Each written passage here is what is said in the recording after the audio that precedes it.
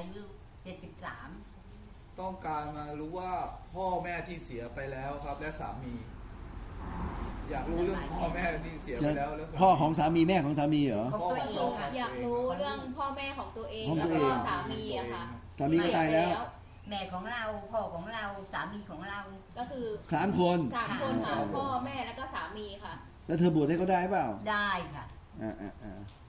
พ่อชื่ออะไรบอกไปทีละคน พ่อทันวารีชนแม่นิดวารีชน เอาทีละคน เอา สิ พ่อก่อนค่ะพ่อทันวารีชน ตายด้วยอะไรเอ่ย ตอนเดี๋ยวก็ตายเลยหรือเขาเป็นอะไรแบบเขาก็แก่แล้วแล้วก็ถ้าเดินไปไหนมาไหนไม่ได้ก็ไปตายบ้านแม่แล้วก็มีแล้วก็เป็นไงคะ ก็คือโรคชรามั้งคะหลวงพ่อ อายุเท่าไหร่ตอนตายอ่ะ น่าจะ87 80 87 ครับ โรคชราค่ะก็คือ กี่ปีอ่ะตอนที่เขาตายอายุเท่าไหร่อ่ะ 87 ครับผม 87 แล้วก็คนโลกคนแก่ท่านเทวดา ก่อนตายท่านเอ๋ยทำบุญบ้างไหมเล่าหนอ ทำบุญบ้างไหม เตียงเนี้ยคงจะไม่เคยได้ทำบุญนะเพราะว่าเขาเป็นคนไม่ไปบ้านใครเลย ไม่เข้าวัดครับ ก็จะไม่ ไม่เข้าวัดเลย แล้วก็ไม่ทำให้ใครเดือดร้อนเลย พวกผู้ชายส่วนใหญ่ไม่ค่อยเข้าวัดหรอกท่านเท ดื่ม ว สุ ดา ราบ้างไหมเล่าท่าน ดื่มค่ะ ดื่มค่ะ ลูกดื่มก็ต้องอยู่ในนรกกันเด็ก มีอาชีพอะไรกันหนอ ออกทะเลจับ ออก ปลา ทะเลจับปลา ว่าแล้ว อา สิ ชี ท่าน พ เอ๋ยถึงถามเลยนั่นแหละหนอ นี่แหละท่านยังเสวยกรรมพอ ยังทุกข์หนอทรมานนั่นแหละเอ๋ยตามเนื้อตามตัวถูกทุบตีถูกค้นตีถูกเชือดถูกเฉือนหนา ยังโหยหวนอยู่นั่นแหละครานั่นแหละหนายังเสวยกรรมนั่นแหละ อาชีพจับปลา ไหนจะสุราอีกท่านเอ๋ย คราวนี้เลยคงบวชมากหน่อยนะ30 วันจะหลุดหรือเปล่าคะนี่แหละนะให้พ่อนั่นแหละเอ๋ย ตอนนี้อยู่ในนรกเหรอ ใช่แล้วท่านเอ๋ยยังเสวยกรรมอยู่นั่นแหละหนอบางทีตายขึ้นมาอีกพอ ท่านหนอกลายเป็นสัตว์นั่นหนอกลายเป็นปลานั่นแหละท่าน ตายจากปลาก็ลงนรกอีกกัน สลับอย่างนี้ขึ้นลงแหละท่านเอ๋ยเป็นกรรมเลยให้เห็นเช่นนี้แล อาชีพจับปลา ตั้งนานแล้วน่าจะไปเกิดนะ แม่ นาน เขาบ แค่ อก ไหน ว่า 100 ปี1,000 ปีท่าน ก็ไม่ได้ไปเกิดกันหรอกนะ หากกรรมมันมากมายเสียครา นั่นแหละนะตายเป็นพันก็ยังไม่ได้ไปเกิดเอ่ย แต่เมื่อใน30 วันนี้ไปเกิดแน่เนาะหรือยังไม่แน่ ไปเกิดเป็นสัตว์เดรัจฉาน ยังไม่ใช่เป็นมนุษย์นะท่านเอ๋ยยังต้องเสวยกรรมด้วยนั่นเลย นั่นแหละเฉลยเช่นนี้แหละ คือเอาแค่ทีละสเต็ปตอนเนี้ยถูกทิ่มถูกแทง ถูกเผา ถูกต้ม ถูกเชือดถูกเฉือน ถูกลวกถูกไหม้ให้มันออกมาจากตรงนี้ก่อน จะเป็นอะไรก็มันก็เบากว่านี้เข้าใจป่ะแค่หลุดออกมาจากจุดนี้ก่อนใช่ไหม ใช่แล้วท่านเอ๋ยหรือว่าเลยอยากให้หลุดมากเล่าก้าวบวชเป็นปีหรือเปล่าเจ้า เพราะเขานั้นก็ทำหาเลี้ยงเจ้าเช่นกัน ถ้าอยากให้หลุดก็คือเป็นปี หลุดเป็นช่วงแรกก่อน ค่ะ กี่วันคุณพ่อ 30 วัน ไง ค่ะ ท่านเอ๋ย 1 เดือนสำหรับคุณพ่อ อาชีพพ่อเนี่ยก็ขายปลาไอ้ทำประมงอยู่แล้วใช่ไหม ค่ะ แล้วข้าวของเดี๋ยวไปรวมกับคุณแม่เลยคุณแม่ตอนนี้อยู่ไหนชื่ออะไร คุณแม่ที่อยู่นางสนิทวารีชน อายุ สมาคุณไอ้ละมาคุณสามีก็นะแต่ละมา อายุครับ อายุ78 แล้วท่านเสียด้วยโรคอะไรครับ เขาคงจะกินยาเนาะแล้วเขาก็แบบทุรนทุรายอย่างเงี้ยก็เคยไปหาดูแล้วก็บอกว่าไทยเขาเคยบวชเขาเคยสร้างวัดเรื่องอะไรอย่างเงี้ยแล้วให้ไปเขาน้ำมนต์มาให้เขากินแล้วจะได้ไม่ทรมาน อ่ะบอก แล้วก็เอาน้ำมนต์มากินแล้วเขาก็ไม่ทรมาน กินยาอะไรคะ ไม่รู้เพราะตอนนั้นอยู่เชียงใหม่ เยอะไหมคะ ไม่รู้มารู้กันก็นอนเลย กินยาเข้าไปแล้วทุรนทุรายแบบ ใช่ค่ะ ไม่รู้ว่า แต่ ยา น้องๆมันก็ไม่บอก กินยาผิด กินยาฆ่าตัวตาย อ๋อกินยาฆ่าตัวตายครับ ค่ะ แต่มันไม่ตายเลยนะมัน กินยาฆ่าตัวตายแต่ไม่ตายค่ะ เขากุ้มใจเรื่องอะไร เขาทุกข์ใจว่าลูกเขาไม่รักเขามั้ง ภูมิใจเรื่องลูกไม่รักค่ะ ตกลงท่านเทวดาคิดว่า ใช่ไหมคะ อันที่ ตกลงตาย หรือเปล่าท่าน ตาย ที่ ค่ะ กินยานั้นตายหรือ ตายแล้ว ไม่ตายเลยไม่ตายเลยทรมานนาน ไม่ตอนหลังก็ตายแล้วใช่ไหม ตายแล้ว ตายแล้ว เอาให้มันชัดหน่อยสิกินแล้วตายหรือตายไม่ใช่ตาย ยังไงหนอพูดให้งงนี่ท่านเอ๋ย ตั้งใจจะตายแต่ไม่ตาย แล้วก็ไปอีกสักกี่เดือนตาย หลายปี อีกหลายปี หลายปี อ่ะ ค่ะ แค่กินยาเฉยๆแต่ไม่ตาย แล้วก็ไปตายโรคชราโรคแก่โรคป่วยใช่ไหม แล้วตอนเป็นคนแหละท่านเอ๋ยทำบุญเลยบ้างหรือเปล่าหนอ ทำบุญเยอะแต่ บุญ ว่า อะไรกันเล่าพอ ไปสร้างวัดไปบวชชีทำ แม่เจ้าเอ๋ยทำอาชีพอะไรนั่นทำเหมือนพ่อเจ้าหรือเปล่ากัน เขาไม่ได้เอาทะเลแต่เขาซื้อปลาขาย ซื้อปลาขายค่ะ แต่ไม่ได้ออกทะเล แต่ก็สั่งใช่ไหมเล่า สั่งว่าไงเวลาเขาไปปลามาเขาก็ไปดูเขาก็อันไหนเขาพอใจซื้อเขาก็ซื้อ อ๋อ แต่เขาก็ขาดตัดขาดเตา นี่ไงเล่าข้าเห็นเรื่องมันเศร้า เห็นเขาเจ้าอยู่เฝ้าในนรก ถึงถามให้หมดไงล่ะท่าน เอ่ยชื่อนางอีกนั้นอีกทีได้ไหม คุณแม่อีกที นางสนิทวาลีชน สนิทหรืออะไรหนอ สนิทสนิทวาลีชน สนิทวารีชนครับ ค่าอะไรกันบ้างเอ่ย ที่รู้เห็นแกขาเตา ค่า ค่า เต่า เต่าค่ะ กี่ตัวล่ะท่านเอ่ โอ้ ย ยจำไม่ได้ไม่รู้ เยอะไหมคะตอนนั้น ก็น่าจะเดี๋ยวเทวดาไปเห็นเยอะ ค่าเต่า ข้าเป็นอาชีพก็ฆ่าเต่าครับโอ้โหหลวงพ่อโอ้ย ท่านเอ๋ยแยกแยะหน่อยนะท่าน บุญส่วนบุญบาปส่วนบาปนั่นแหละนะตอนนี้นั้นยังใช้กรรมอยู่ราคายังทรมานหนาอยู่นั่นแหละถูกตึงด้วยสี่เสาแหละท่านถูกเคี่ยนเลยกรีดท้องนั่นแหละกรีดเอาไส้ทะลักเลยค่ะ ไปฆ่าเต่าเพื่อเหตุผลอะไรวะ ค่าเต่า ค้าขายสมัยก่อนเขา เป็น เอา อาชีพ ข้าวไว้ขายค่ะ เต่าเหรอ ทรมานท่านเอ๋ยยังทรมานเลยแหละนั่นหนาอาชีพนี้ไม่ควรทำเลยล่ะค่ะเต่านั่นหนาฆ่ากันไปได้เช่นใดยังทุกข์อยู่ยังทุกข์อยู่ให้รู้ท่าน เอายังไงกันเล่าท่านเอ๋ย ก็บวชให้เขาให้จากหนักเป็นเบาไปตามสเต็ปอ่ะคงจะไม่พ้นหรอกแล้วก็บวชไปเรื่อยๆนั่นแหละทั้งชีวิตอ่ะโอ้มาแต่ละเคสมันหนักๆทั้งนั้นนี่หว่ามันอยู่ในนรกทั้งนั้นเลยท่านเทวดาเอาลดจากหนักมากเป็นไม่หนักหรือหนักน้อย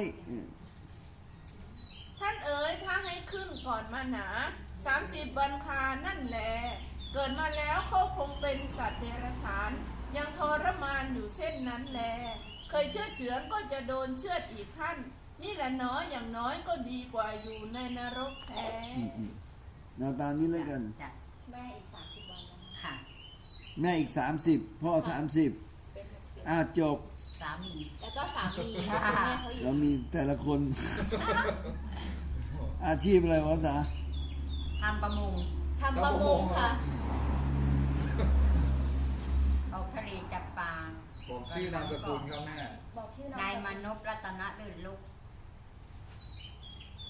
ชื่อไม่ก็ชื่อศิลวิทย์สิริสินทุปโชค โอ้อาชีพนี้ก็น่าสงสารคงไม่พ้นอีกแหละท่านเอ๋ยประมงเลยก็ตามด้วยสุราหนอ นี่แหละท่านผิดศีลอีกละพอ นั่นแหละหนอก็ถูกทรมานเช่นกัน ทำบุญให้เยอะแยะแล้วก็ยังทุกข์อยู่นั่นน่ะเหรอ ทำ ก็ บุญ คงจะอยู่ แล้วทำบุญ ไม่ต่าง แค่วัน2 วันหนา อุ้ยทำ แต่ นัก กรรม ปี นั่นแหละหนาลากอวนทั้งทีเอ๋ยติดตัดติดบุญน้อยนิดเอามาอวดเอามาอ้าง ที่เขาทำมากมายเหลือล้นหนอลากอวนทีประมงทีท่านเคยพอ ติดมาหนอกุ้งหอยปูปลาเอ่ยมากมายเลยชีวิตแหละท่านหนาทำตั้งหลายปีครานั่นแหละหนอ นี่แหละท่านมนุษย์เอ่ยนั่นแหละพอ เอาแต่ตัวหนอไม่นึกถึงบาปกรรมเอ่ย เอาช่วยในขั้นต้นสักเท่าไหร่ถึงจะพอเยียวยาได้บ้าง 30 วันแหละท่านเอ๋ยเฉลยเลยนี่แหละหนา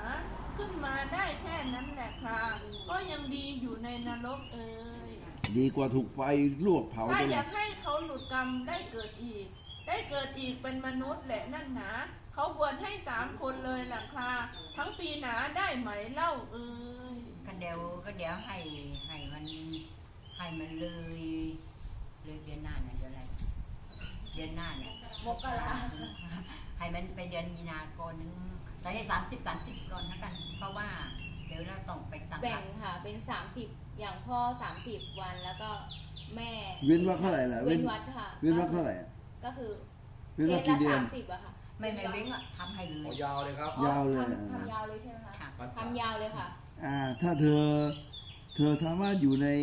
การบำเพ็ญเพียรได้ตลอดทั้งปี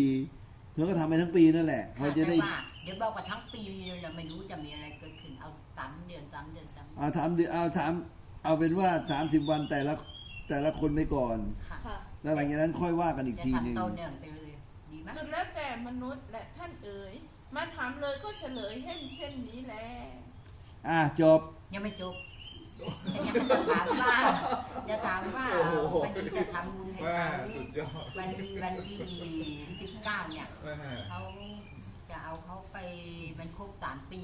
จะต้องเอาไปโดยอังคารหรือว่าจะเอาไปไว้วัดอีก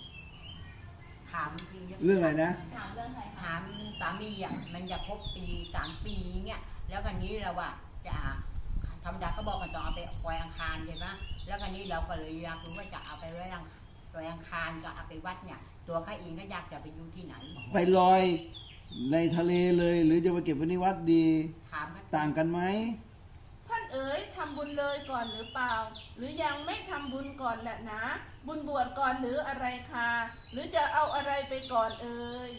เดี๋ยวพอทำบุญเสร็จปั๊บก็บวชให้เลยหรืออย่าหาบวชก่อนนะเพราะ มัน ว่า น่าจะบวชก่อนแหละ ไป ท่าน 10 เอ๋ กว่าวัน ย เท่านั้นนะมันจะไม่ได้3 เดือนเลย คิดเองเอ่ยแหละนะข้าตอบได้แค่นี้ค่ะ นั่นแหละนะบอกได้เช่นนี้เอ่ยเอาจริงๆนะท่านนะคนบวชก่อนแหละค่ะบวชเสร็จแล้วค่อยกำจัดเนื้อกระดูกนั้นเอ่ยไม่ต้องไปลอยน้ำหรอกท่านเอ๋ยอยู่ตรงไหนเลยก็ได้นะ หรือในวัดก็ได้ค่ะ ฝังลงดินหนาก็จบแค่นั้นเอ่ยเป็นธาตุ4 ขันธ์ 5ก็จบแล้ว ดินน้ำลมไฟแค่นั้นท่านเอ่ย คือตอนเนี้ยไม่ต้องไปสนใจหรอก เพราะว่ามันก็อยู่ในนรกอยู่แล้ว เอากระดูกที่ไหนก็ได้ แต่ว่าบวชให้เขาไปก่อน เขาจะได้พ้นออกจากความทุกข์ทรมานก่อน ให้บวชก่อนแล้วก็อย่างนี้ว่าเหมือนกับเมื่อกี้โยมพยาบาลบอกว่าไอ้เทวดาเว้ยบอกว่า ให้บวชอะไรเงี้ย3 วัน30 วันเดือนหรือ ก็ 3 คือ เดือน พ่อกับแม่แล้วก็สามีค่ะ คนละ 30 ค่ะ คนละ30 ค่ะ แล้วครั้งนี้อย่างนี้เราก็ยังไม่ต้องเอากระดูกไปปล่อ ก็ ย คือ โดยก่อน ทำบุญบวชให้เขาก่อน เธอจะทิ้งไว้ที่เดิมก็ได้ไม่มีปัญหาหรอก เอาไปอยู่ที่บ้านอยู่ใน อยู่ที่ บ้า บ้าน นครับ อะไรนะ อยู่ที่บ้านครับ ค่ะ เอาไปลอยน้ำเลยไปแค่เนี้ย แต่เขาบอกเขาไม่อยากไปลอยน้ำ ไม่อยากไว้ทำไมนะ เขาบอกเธอว่าเขาต้องการอะไร เขาบอกเขาไม่ไปนะเพราะตอนนั้นเขาไปโดนสิ่งเซรามิกอ่ะแล้วเขาพอเขารอดตายมาเขาบอกว่าเอาเขาไปทะเลไม่ได้แล้วนะเขาไม่ไปทะเล เขาเคยไปเจอประสบการณ์ซึนามิครับเขาเลยไม่อยากไปทะเลแล้วครับ แล้วเราก็เลยว่าจะ งี้ เอาไปที่วัดก็ได้ ตามนี้แหละ เดี๋ยวคันนี้เราตั้งใจจะไปที่วัดวันที่19 เดือนหน้า แล้วเสร็จแล้วเทวดาบอกว่าให้บวชก่อนก็เลยยังไม่ต้องเอาไปใช่ไหม จ้า เดี๋ยว ก็ เรา คือบ ว ว ช ช เอาบุญก่อนจ้ะ ก็ เธอฟังให้ดีนะ ค่ะ เธอบวชให้เขาจบ แล้วเอาไปที่วัดก็จบเขาไม่ต้องการทำอะไรทั้งสิ้นตอนนี้เขาต้องการเอาบุญออกจากนรกก่อนเข้าใจยังไอ้กระดูกเก็บไว้ก่อน แล้วพอเธอบวชให้เขาเสร็จแล้วเธอก็เอานั่นแหละไปที่วัดก็จบ ใช่ไหมท่านเทวดา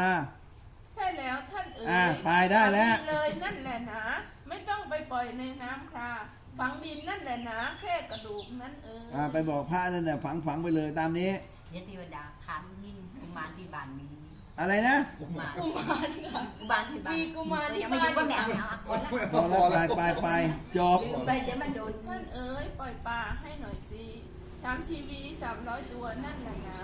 ปล่อยสัตว์ให้ พ่อ เต่านั่น แม่ หละค่ะ สามีเธอไปปล่อยปลา300 ตัว เต่าด้วยแหละท่านเอ๋ย10 ตัวเลยนั่นแหละ ไอ้พวกมันฆ่ากันไว้ใช่ไหม เต่า10 ตัวค่ะ ปลา300 ตัวค่ะ อ้าวทำได้เปล่า ได้เย่ ทำได้ก็จบตามนี้ เส วดา พวกฆ่าสัตว์ไปปล่อยสัตว์ได้เยอะหน่อย เอาทีละอย่าง ไป ไม่ใช่ปลาหางนกยูงนะท่าน อ๋อจะเล่นไงโอ้ เอามา คน วง ต่อ เล็บ ไป เลยนั่นแหละนะไม่ใช่ปลาหางนกยูงนั่นแหละค่ะเป็นปลานิลหนาปลาดุกอะไรเอ่ยเป็นปลาหมอปลาช่อนก็ได้ ปลาเนี่ยมีชีวิตหน่อย เป็น นะ ปลาไหลนั่นแหละหนอ ไม่ใช่ปลาตัวเล็กตัวน้อยไม่ได้ มันตายเปล่าๆอ้าว คุณยาครับเชิญนั่งเลย เชิญ